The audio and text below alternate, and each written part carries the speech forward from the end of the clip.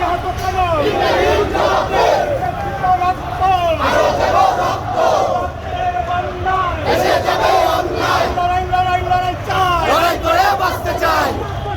তিনটি জাতীয় নির্বাচনে ভোট দিতে পারে নাই।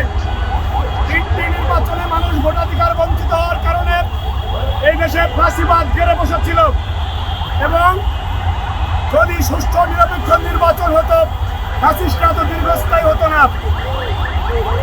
বাংলাদেশে মানুষের ভোটাধিকার প্রয়োগ করা এই মুহূর্তের সবচেয়ে বড় কাজ এবং বিএনপির ভারপ্রাপ্ত চেয়ারম্যান জনাব তারেক রহমান দীর্ঘ 17.5 বছর মানুষের ভোটাধিকার ফিরে দেওয়ার জন্য এবং তার নেতৃত্বে এদেশের ফাঁসিবাদ বিরোধী বিভিন্ন সংগঠন যুগপৎ আন্দোলন করে আজ আগস্ট হাসিনার বিদায়ের পরে বাংলাদেশের মানুষ ভোটাধিকার প্রয়োগের জন্য উন্মুখ হয়ে বসে আছে।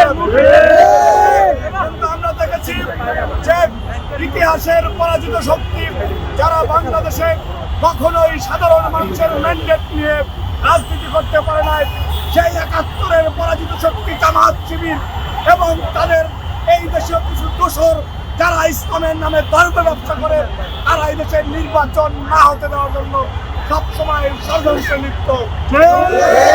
আজকে যখন বহুল প্রতীক্ষিত নির্বাচনের তফসিল ঘোষণা করা হয়েছে তখন এই যে ওসমান হাদির উপরে হামলা হলো আমাদের মনে প্রশ্ন থাকে এর সাথে ৭১-এর পরাজিত শক্তির নির্বাচন বানচালের সম্পর্ক আছে কিনা, এটাকে খতিয়ে দেখতে হবে। তাদের স্পষ্ট করে বলতে চাই, যদি মনে করেন যে আপনারা নির্বাচন বানচাল করে বাংলাদেশকে একটি অনিশ্চিত ভবিষ্যতের দিকে নিয়ে যেতে চান, আপনাদেরকে দাঁত ভাঙা জবাব দেওয়া হবে ইনশাআল্লাহ। কোথাও এই পরাজিত শক্তি শান্তিতে থাকতে পারবে না, নির্বাচন বানচাল করতে চায়। পাশাপাশি আরেকটি কথা বলে বক্তব্য শেষ করব। ওসমান হাদির উপরে হামলা হয়েছে, প্রশাসনকে আঙ্গুল চষে রাখি একটার পর একটা এই দেশে গুলির ঘটনা ঘটছে, হত্যার ঘটনা ঘটছে। এই দেশে সিভিল প্রশাসন কি করে আমাদের প্রশ্ন জাগে। আর কোন গুলি যদি চলে সাধারণ মানুষ প্রতিরোধ করতে বাধ্য হবে ইনশাআল্লাহ। আমরা ওসমান হাদির দ্রুত আরোগ্য কামনা করি এবং এর সাথে যারা জড়িত আছে বিএনপি ভারপ্রাপ্ত চেয়ারম্যান তারেক রহমান বলেছেন আইন শৃঙ্খলা রক্ষাকারী বাহিনীকে যদি আমাদের কোনো ধরনের সহযোগিতা আপনারা প্রত্যাশা করেন, সর্বাত্মক সহযোগিতা করার জন্য তারেক রহমানের কর্মীরা উন্মুখ হয়ে আছে। নিঃসন্দেহে এই সন্ত্রাসীরা বাংলাদেশের শত্রু, ৫৬,০০০ বর্গ মাইলের শত্রু, এদের স্থান বাংলাদেশে থাকতে পারে না।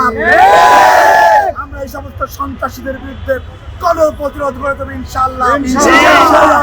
সেই যুদ্ধে আপনারা সবাই কাঁধে কাঁধ মিলে আমরা অংশগ্রহণ করে বাংলাদেশের সাধারণ মানুষের প্রত্যাশিত ভোটাধিকার ইনশাআল্লাহ ফেরত দেব এবং আমরা সচেতন থাকবো, সজাগ থাকবো। আর কোনো ষড়যন্ত্র বাংলাদেশের সফল হতে দেব না ইনশাআল্লাহ। সবাইকে ধন্যবাদ।